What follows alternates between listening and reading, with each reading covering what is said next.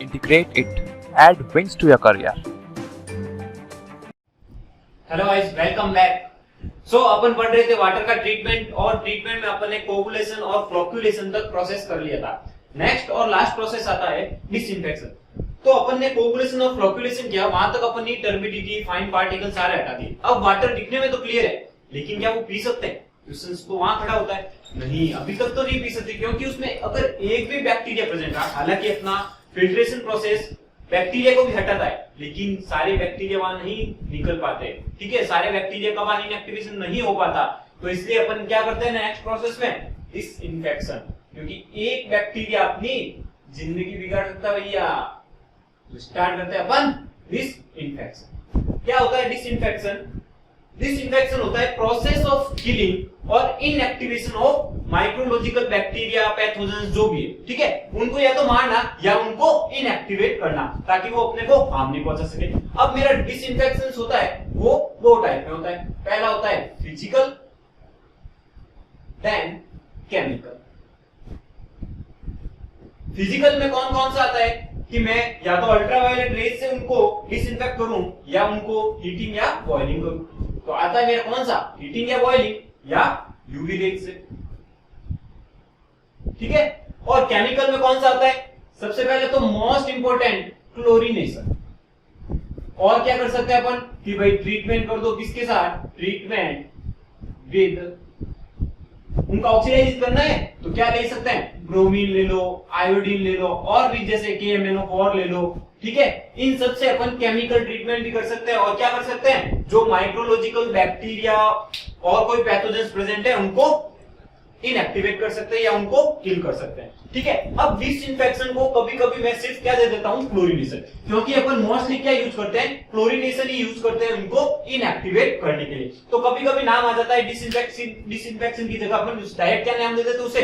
Chlorination. अब क्या होता है क्लोरीनेशन? क्या होता है क्लोरीनेशन प्रोसेस में, वो देखते हैं, ठीक है। तो मेरा मोस्ट इंपोर्टेंट डिसइंफेक्शन प्रोसेस कौन सा है? क्लोरीनेशन। बाकी सब भी देखेंगे, लेकिन सबसे ज्यादा इंपॉर्टेंट क्लोरीनेशन से है और यहीं से क्वेश्चन आता भी है, ठीक है। तो क्लोरीनेशन,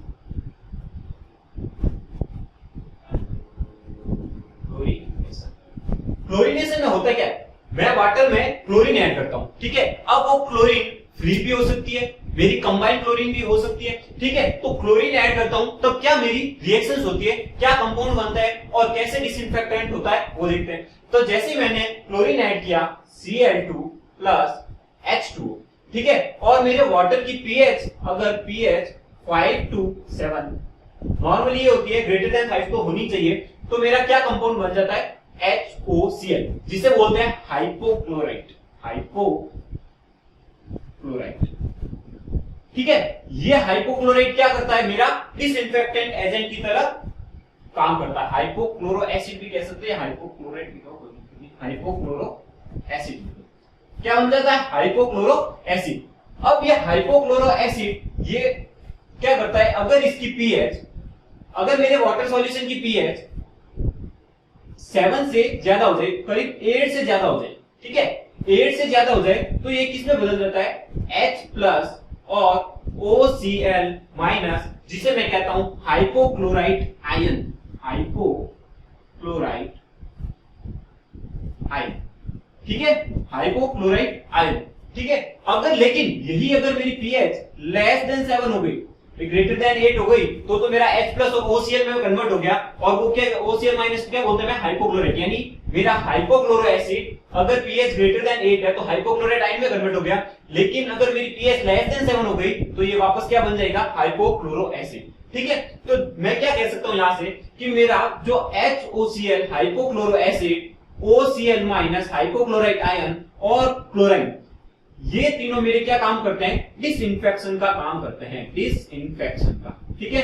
और ये डिसइंफेक्शन एजेंट होते हैं क्लोरीन की फॉर्म में, और इनको कंबाइंडली इन तीनों को मैं क्या बोलता हूं? Free chlorine. क्या बोलता हूं? मेरी फ्री क्लोरीन। मैं कहता हूं कि अगर मेरी फ्री क्लोरीन अगर मेरी वाटर में प्रेजेंट है, किस फॉर्म में? हाइपोक्लोरो एसिड, हाइपोक्लोराइट आयन और क्लोराइड, तो ये मेरे क्या काम करते हैं? डिसइंफेक्शन एजेंट का काम करते हैं। अब मेरे लिए कौन सा बेटर है? मैं कहता हूं मेरा वाटर किस रेंज का होना चाहिए कि पीएच 6.82 8.3 या 8.4 समथिंग कुछ ऐसा होना चाहिए।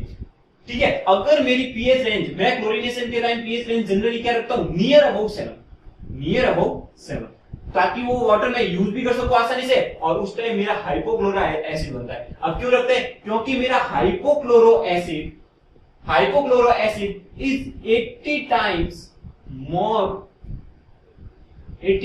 मोर क्या होता है, 80 टाइम्स मोर इफेक्टिव होता है देन व्हाट, हाइपोक्लोराइट आयन। इसलिए मैं क्या करता हूं, जनरली मैं pH 5 to 7 के अबाउट रखता हूं, ताकि मेरा क्या हाइपोक्लोरो एसिड बने क्लोरीन से, और हाइपोक्लोरो एसिड वो क्या होता है 80 टाइम्स मोर इफेक्टिव होता है। इसलिए जनरली मैं हाइपोक्लोरो एसिड बनाने की कोशिश करता हूं। मोस्ट डिस्ट्रक्टिव होता है कौन सा, हाइपोक्लोरो एसिड। ठीक है, यहां तक समझ आया। अब मेरे पीएच ऑफ ड्रिंकिंग वाटर कितनी होनी चाहिए, अगर मैं क्लोरीनेशन कर रहा हूं तो मैंने बता दिया कि 5 to 7 होनी चाहिए। ठीक है, अगर यही क्लोरीन, अगर उसमें अमोनिया प्रेजेंट है, क्या प्रेजेंट है, अमोनिया प्रेजेंट है NH4, ठीक है, तो ये क्या बना देता है, क्लोरीन के साथ क्या अमोनिया प्रेजेंट है, sorry, if ammonia is present in water, ठीक है, अगर अमोनिया प्रेजेंट है NH3, तो ये मेरा हाइपोक्लोरो एसिड जो प्रेजेंट होगा, इसके साथ क्या बनेगा, NH2Cl प्लस H2 यहां से निकल जाएगा H2, ठीक है, यानी क्या बना, मोनोक्लोरोअमाइन। ठीक है, क्या बना है, इसे क्या बोलता हूं भाई, मोनोक्लोरोअमाइन।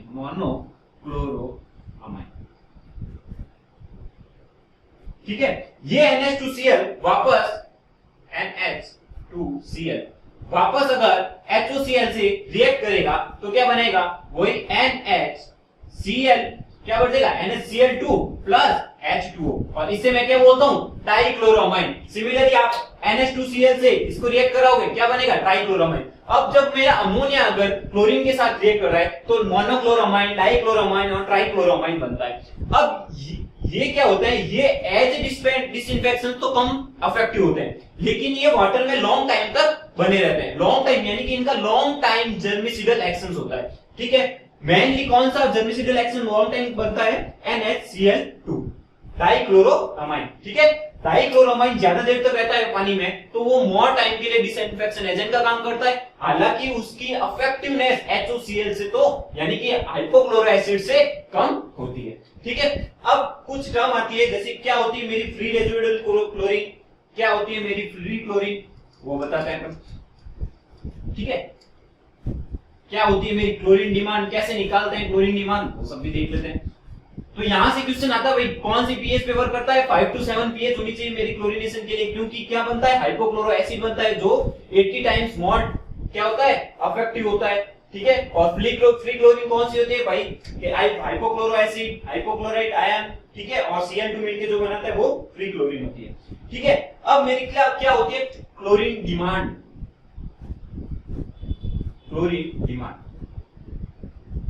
क्या होती है, मेरे वाटर में जो ऑर्गेनिक और इनऑर्गेनिक मैटर प्रेजेंट होते हैं, ठीक है, उनको डिकम्पोज करने के लिए जो ऑर्गेनिक मैटर, ठीक है, ऑर्गेनिक और इनऑर्गेनिक, ठीक है, ऑर्गेनिक और इनऑर्गेनिक मैटर प्रेजेंट होते हैं, इनको डिकम्पोज करने के लिए मेरे को जितनी क्लोरीन चाहिए वो मेरी क्या होती है, क्लोरीन डिमांड। तो और उसके बाद वो जितनी क्लोरीन डिमांड होती है उसमें मेरी कुछ रेजिडुअल क्लोरीन बचनी चाहिए। रेजिडुअल क्लोरीन क्यों लेते हैं, ताकि अपना क्या रहे कि फ्यूचर में भी अगर कोई बैक्टीरिया आ जाए तो उसमें थोड़ी सी क्लोरीन रहेगी, तो वो क्या करेगा, वापस उनको डीएक्टिवेट कर देगा। तो रेजिडुअल क्लोरीन क्या होती है कि मेरी क्लोरीनेशन होने के बाद 0.2 मिलीग्राम पर लीटर क्लोरीन मेरा उस वाटर में बच जाना चाहिए, और वो मेरी क्या होती है, क्लोरीन रेजिडुअल क्लोरीन। ठीक है, तो मैं क्या कह सकता हूं यहां से कि मेरा क्लोरीन डिमांड क्या होता है कि मेरी टोटल क्लोरीन मेरी यूज कितनी हुई, ठीक है, तो टोटल डोज मैंने कितनी दी माइनस रेजिडुअल क्लोरीन। ठीक है, यानी मेरे को कितनी क्लोरीन डालनी है, उसके साथ साथ मेरी रेजिडुअल क्लोरीन भी कुछ बननी चाहिए, वो मेरी क्या हो जाएगी, टोटल डोज। कि मैं टोटल डोज इतनी दूंगा कि मेरी क्लोरीन डिमांड भी पूरी हो जानी चाहिए, प्लस मेरी रेजिडुअल क्लोरीन बच जानी चाहिए। और रेजिडुअल क्लोरीन जनरली कितनी लेते हैं अपन, 0.2 मिलीग्राम पर लीटर। ठीक है, यहां तक समझ में आया। और यहां से क्वेश्चन बनता है कि रेजिडुअल क्लोरीन क्या होती है, ठीक है। अब क्लोरीन के टेस्ट कौन कौन से होते हैं वो भी देखेंगे, ठीक है। पहले तो वो देख लेते हैं कि क्लोरीन किस किस फॉर्म में अपन प्रेजेंट हो सकती है वाटर में, किस किस फॉर्म में अपन क्लोरीन ले सकते हैं, ठीक है। Forms in which chlorine are present कौन कौन से होते हैं वो देख लेते हैं, और कौन सा ज्यादा इफेक्टिव होता है कंपैरेटिवली। कभी कभी क्वेश्चन आ जाते हैं कि भाई इनमें से ज्यादा इफेक्टिव कौन सा होता है, ठीक है।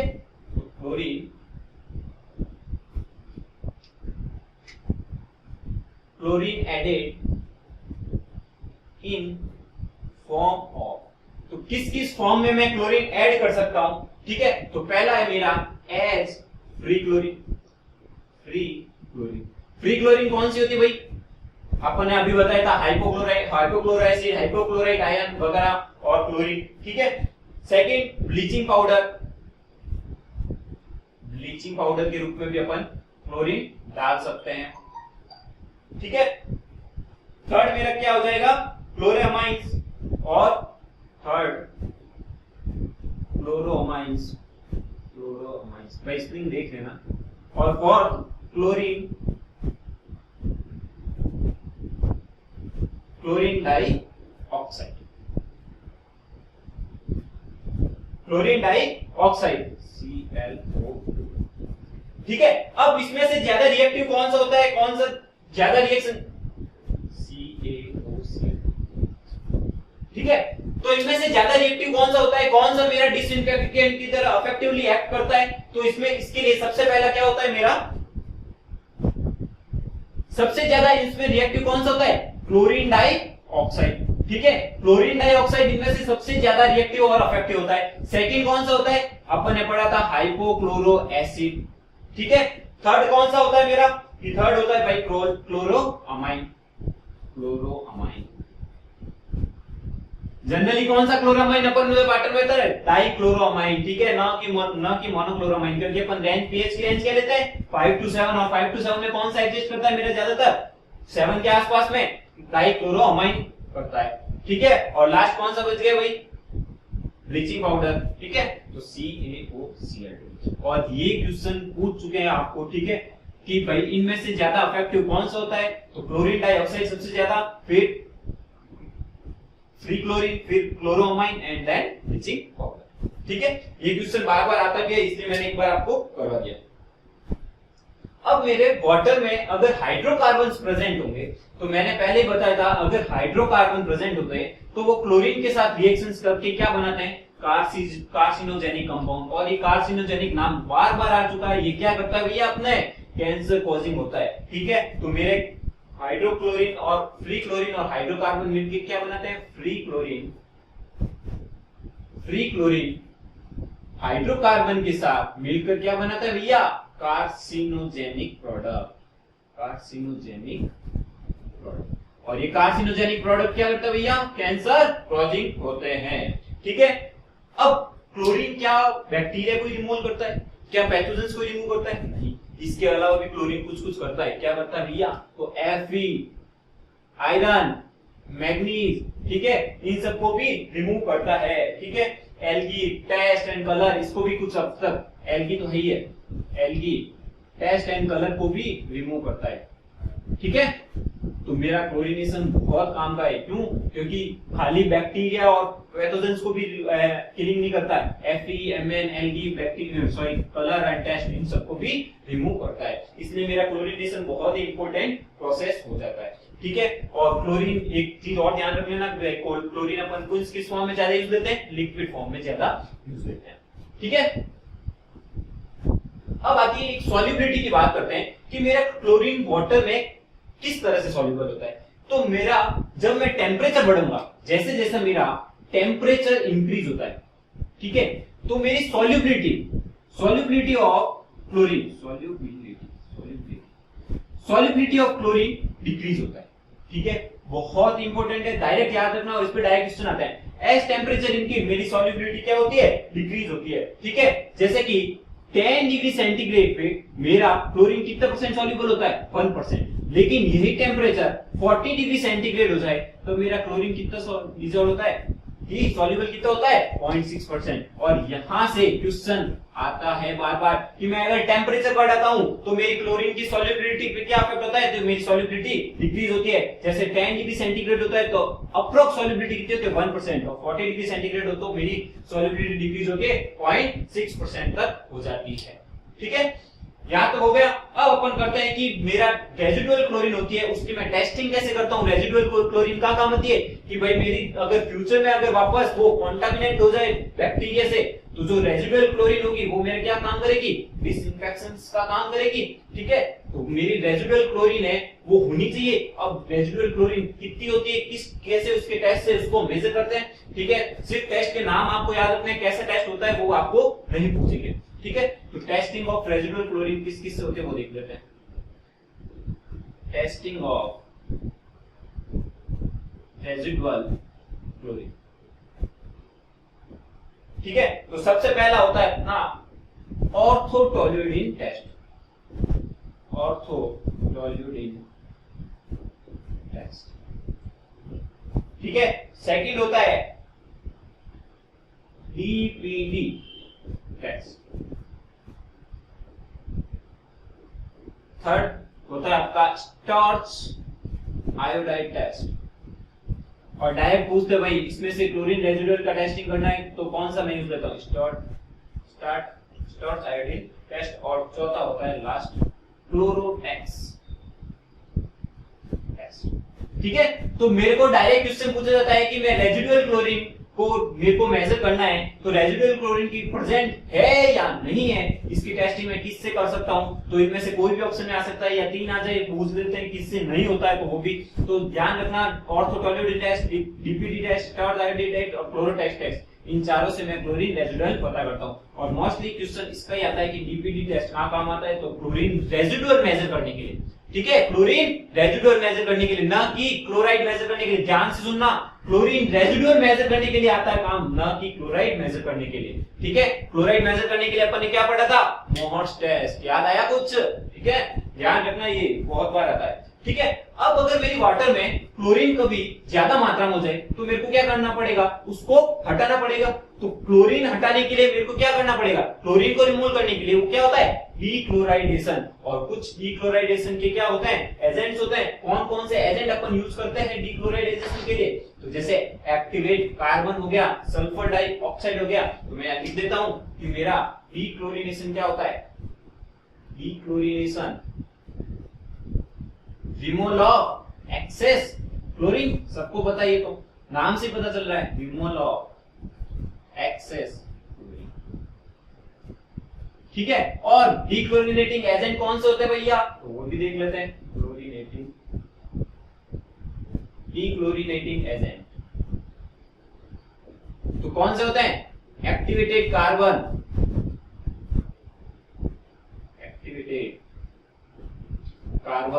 और सल्फर डाइऑक्साइड। और कौन से हो सकते हैं, sodium thiosulphate, sodium Na2SO3, sodium sulphate. और कौन से हो सकते हैं, अमोनियम हाइड्रोक्साइड।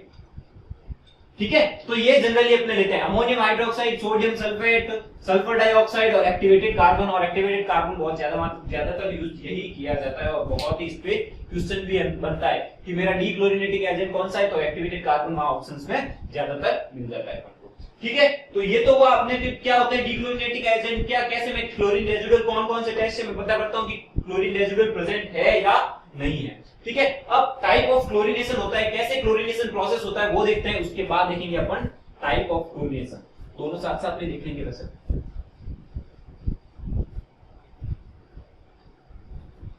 ठीक है, तो देखते हैं पहले type of chlorination.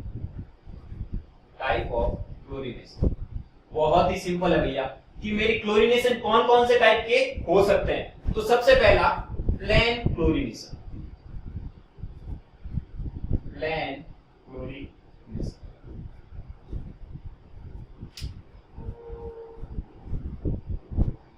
Plain chlorination क्या होता है कि मैं सिर्फ वाटर का डिसइंफेक्शन ट्रीटमेंट किसके साथ कर रहा हूं, क्लोरीन के साथ कर रहा हूं। और अदर इसके अलावा क्लोरीनेशन, प्लेन क्लोरीनेशन यानी क्लोरीनेशन के अलावा और कोई ट्रीटमेंट यूज नहीं कर रहा हूं। तो वो मेरा क्या होता है, प्लेन क्लोरीनेशन। और इसकी डोज जनरली कितनी लेता है भैया, की डोज 20 मिलीग्राम पर लीटर लेते हैं। ठीक है, कौन सा लेता है, नहीं सॉरी, प्लेन क्लोरीनेशन किसके, डोज नहीं, प्लेन क्लोरीनेशन किसके लिए करते हैं कि जनरली मेरी टर्बिडिटी सिर्फ कितनी होनी चाहिए, अगर मेरी टर्बिडिटी 20 मिलीग्राम पर लीटर से कम हो तो मैं क्या करता हूं, सिर्फ प्लेन क्लोरीनेशन ले लेता हूं। ठीक है, सेकंड मेरा क्या आ जाता है, pre chlorination. Pre chlorination, pre chlorination क्या होता है कि भाई अगर मैं सेडिमेंटेशन या फिर सेडिमेंटेशन या कोगुलेशन से पहले अगर मैं क्या कर देता हूं, डिसइंफेक्शन में क्लोरीन ऐड कर देता हूं, सेडिमेंटेशन और फ्लोक्युलेशन या कोगुलेशन से पहले मैं अगर क्लोरीन ऐड कर देता हूं तो मेरा क्या होता है, प्री क्लोरीनेशन। ठीक है, पोस्ट क्लोरीनेशन, पोस्ट क्लोरीनेशन। ठीक है, इसमें क्या पोस्ट मतलब सबसे बाद में क्लोरीन ऐड करता हूं तो पोस्ट क्लोरीनेशन। फिर चौथा आ जाता है कंबाइन, कि मैंने पहले भी कर लेता हूं और बाद में भी कर लेता हूं। पांचवा जो इंपॉर्टेंट है वो है ब्रेक पॉइंट क्लोरीनेशन।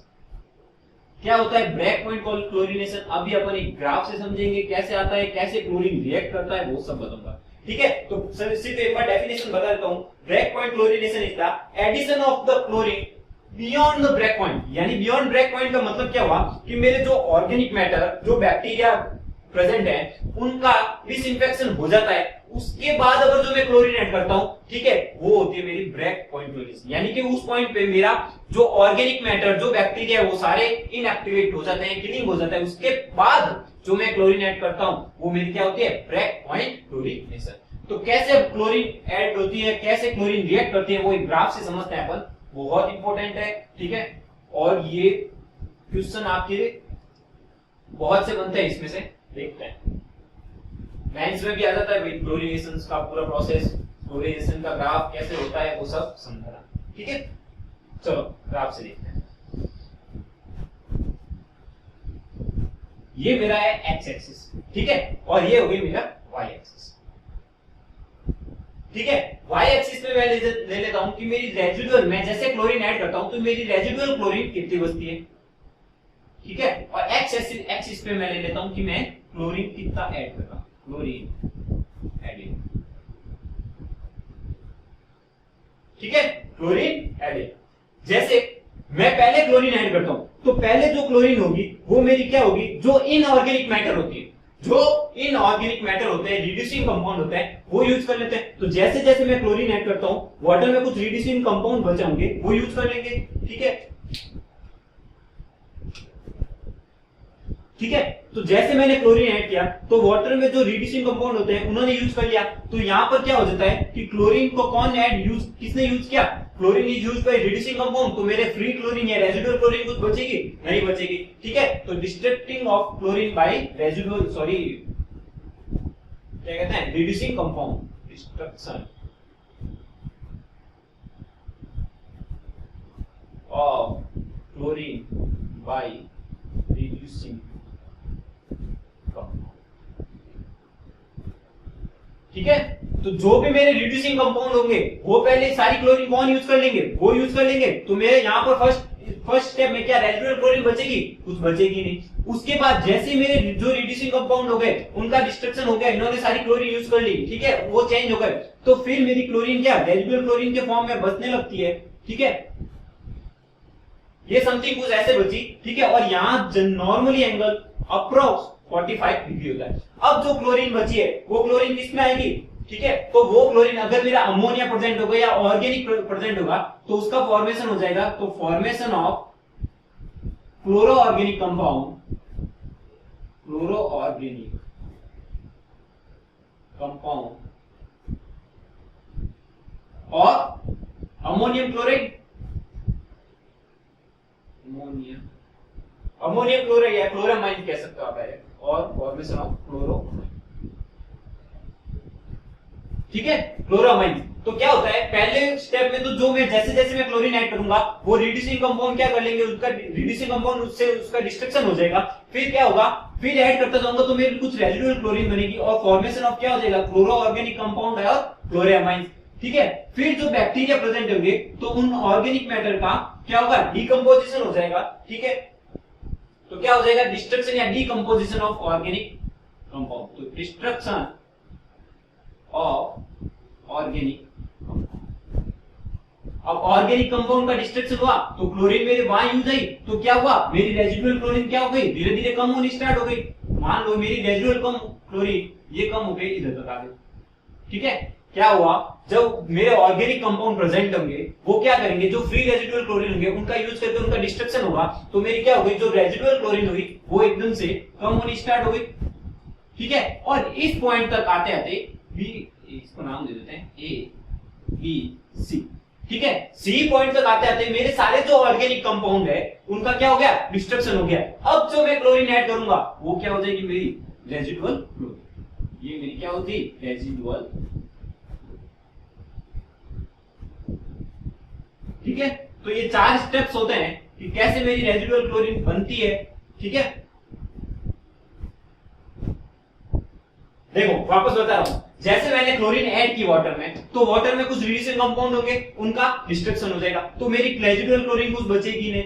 फिर जैसे जैसे मेरे सारे रिड्यूसिंग कंपाउंड का डिस्ट्रक्शन हुआ, उसके बाद मेरे क्या हो जाएगा, जो वाटर में अमोनिया प्रेजेंट होगा या कुछ क्लोरो ऑर्गेनिक कंपाउंड्स बनने स्टार्ट हो जाएंगे, तो यहां से क्लोरीन रेजिडुअल धीरे धीरे बढ़ता है। ठीक है, भाई क्लोरामाइन क्या काम आता है, क्लोरीन रेजिडुअल ये एक तरह से ये क्या है, फ्यूचर कॉन्टामिनेंट ही तो करता है, अभी अपन ने देखा था। ठीक है, तो ये क्लोरीन रेजिडुअल के रूप में फॉर्म हो गया।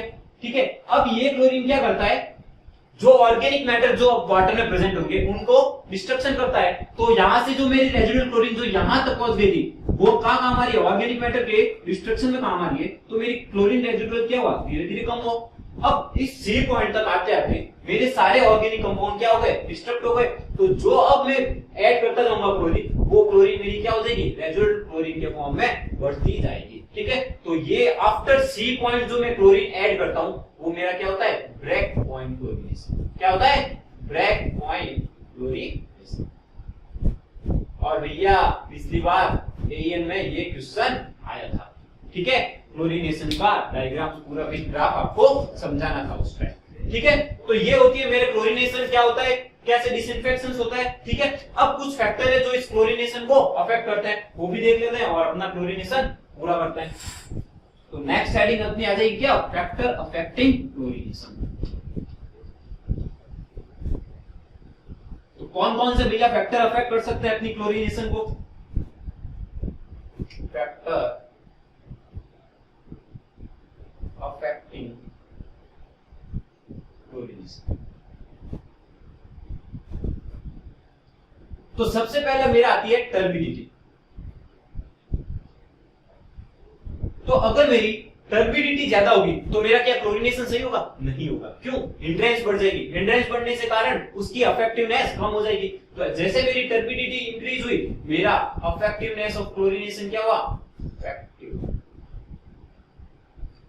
क्या हो गया, मेरी डिक्रीज हो गई। ठीक है, सिमिलरली मेरा दूसरा पॉइंट आता है टेम्परेचर। भैया अभी अपन ने बताया था कि मेरा अगर 10 डिग्री सेंटीग्रेड टेम्परेचर होता है तो क्लोरीन की सॉल्युबिलिटी कितनी होती थी, 1%, और 40 डिग्री सेंटीग्रेड होने पर क्लोरीन की सॉल्युबिलिटी क्या हो गई, डिक्रीज हो गई, 0.6% हो गई। तो मेरा टेम्परेचर बढ़ा था तो मेरी सॉल्युबिलिटी क्या हुई, डिक्रीज हुई। सॉल्युबिलिटी डिक्रीज हुई मतलब क्या हुआ, अफेक्टिवनेस कम हुआ, सॉल्युबिलिटी डिक्रीज, तो मेरा क्लोरीन का अफेक्टिवनेस क्या हो गया, डिक्रीज होगा। ठीक है, सेम तीसरा, अगर मेरा टाइम ऑफ कांटेक्ट बढ़ेगा, टाइम ऑफ कांटेक्ट बढ़ेगा, भाई क्लोरीन अगर ज्यादा देर तक कांटेक्ट में रहेगी तो बैक्टीरिया को तो जाना ही पड़ेगा। तो क्या हुआ, इस बार अफेक्टिवनेस मेरा कि मेरा टाइम ऑफ कांटेक्ट इंक्रीज हुआ, तो अफेक्टिवनेस मेरी क्या हो गई, इंक्रीज हुई। ठीक है, अब फोर्थ, अगर अमोनिया प्रेजेंट हुआ, अमोनिया प्रेजेंट हुआ तो मेरी क्या होगा, अफेक्टिवनेस डिक्रीज होगी या इंक्रीज। देखो अगर अमोनिया प्रेजेंट हुआ तो क्लोरीन के साथ रिएक्शन मोनोक्लोरोमाइन बनेगा, हालांकि वो भी वो क्या करता है, डिसइंफेक्टेंट का काम करता है, लेकिन फ्री क्लोरीन से तो ज्यादा इफेक्टिव नहीं होता है, क्योंकि वो फ्री क्लोरीन को क्या बना देता है, क्लोरोमाइन बना लेता है। तो मेरी क्या हो गई, अफेक्टिवनेस डिक्रीज हो गई। तो एज अमोनिया इंक्रीज, मेरी अफेक्टिवनेस क्या हो गई, एक तरह से डिक्रीज। ये बहुत इंपॉर्टेंट पॉइंट है भैया, अमोनिया वाला और टेम्परेचर वाला आपको एग्जाम में बार बार पूछते भी है। ठीक है, सिमिलरली अगर 5 रिड्यूसिंग कंपाउंड, अभी ग्राफ में देखा था, ठीक है, रिड्यूसिंग कंपाउंड अगर मेरे रिड्यूसिंग कंपाउंड ज्यादा होंगे तो क्या होगा, वो क्लोरीन को यूज कर लेंगे और रेजिडुअल क्लोरीन बचने ही नहीं देंगे, तो मेरा इफेक्टिवनेस क्या हो गया, सेम डिक्रीज। ठीक है, तो ये डिफरेंट फैक्टर्स है जो क्लोरीन को अफेक्ट करते हैं, क्लोरीनेशन को अफेक्ट करते हैं। ठीक है, तो यहाँ अपना क्लोरीनेशन पूरा होता है। ठीक है, तो क्लोरीनेशन के बाद अब कुछ और अदर डिसइंफेक्शन के प्रोसेस होते हैं, छोटे छोटे से, वो भी अपन देख लेते हैं। ठीक है, तो various other method of disinfection, various other method.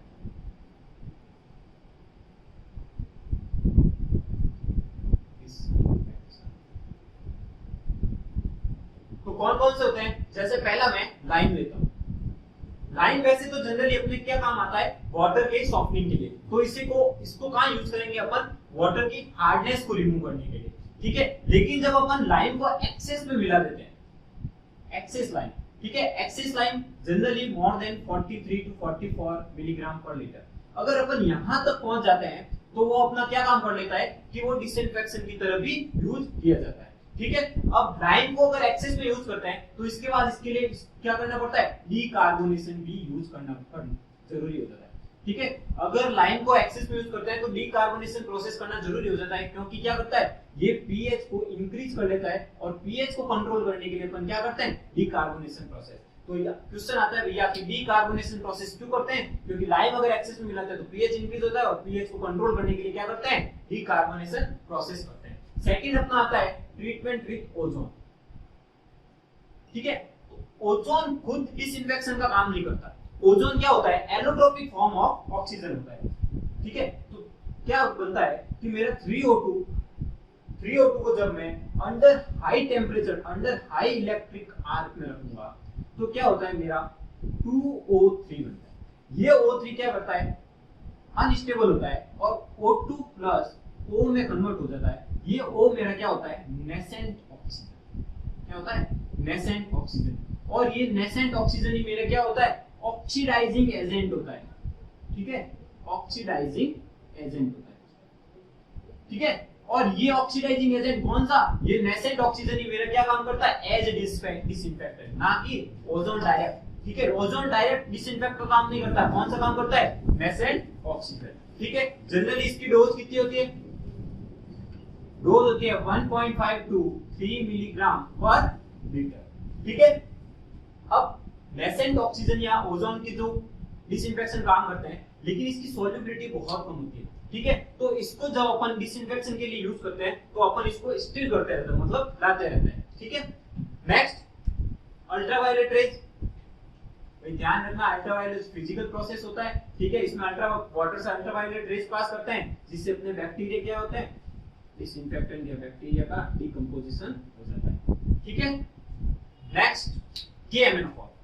KMnO4 mostly अपने कहां यूज होता है, रूरल एरिया, रूरल एरिया। ठीक है, तो रूरल एरिया में ज्यादातर KMnO4 काम आता है। ठीक है, और ये 99% तक बैक्टीरिया को रिमूव कर लेता है। तो भैया रूरल एरिया में बहुत काम की चीज है, क्योंकि रूरल एरिया में तो ये ट्रीटमेंट प्रोसेस जनरली होता नहीं है। ठीक है, डोज क्या रखता है भैया इसकी, तो याद रख दो 1 to 2 मिलीग्राम पर लीटर। ये अपना और कुछ वेरियस डिसइंफेक्शन प्रोसेस होते हैं, लाइम, ओजोन, अल्ट्रावायलेट रेज और KMnO4, जिसमें से KMnO4 ज्यादा इंपॉर्टेंट हो जाता है क्योंकि ये रूरल एरिया में डायरेक्टली यूज किया जाता है और ये क्या करता है, बैक्टीरिया के साथ कलर, ऑर्डर टेस्ट, इन सबको भी रिमूव करता है। ठीक है, तो मेनली तो अपन क्या यूज लेते हैं, क्लोरीनेशन, लेकिन कभी कभी ये भी अपन यूज कर लेते हैं। ठीक है, सो इन्फेक्शंस पूरा होता है। ऑलमोस्ट अपने सारा ट्रीटमेंट ऑफ वाटर कंप्लीट हो गया। बस कुछ एक ट्रीटमेंट जो छोटे मोटे कभी यूज लेते हैं, कभी यूज नहीं लेते, जैसे हार्डनेस को कैसे रिमूव करते हैं, ठीक है, डिसैलिनेशन वगैरह कैसे करते हैं, वो मैं आपको अगले लेक्चर में बता दूंगा। ठीक है, तो यहाँ तक अपना वाटर का कंप्लीट ट्रीटमेंट होता है। अब अपन इसके क्वेश्चंस भी करेंगे। ठीक है, उससे पहले कुछ कैसे डिस्ट्रीब्यूशन होता है वाटर का वो भी देख लेंगे, फिर सारे क्वेश्चन करते हैं। So thank you for watching this video. Please like, share and subscribe. Thank you for watching the video. Please like, share and subscribe the channel Integrated.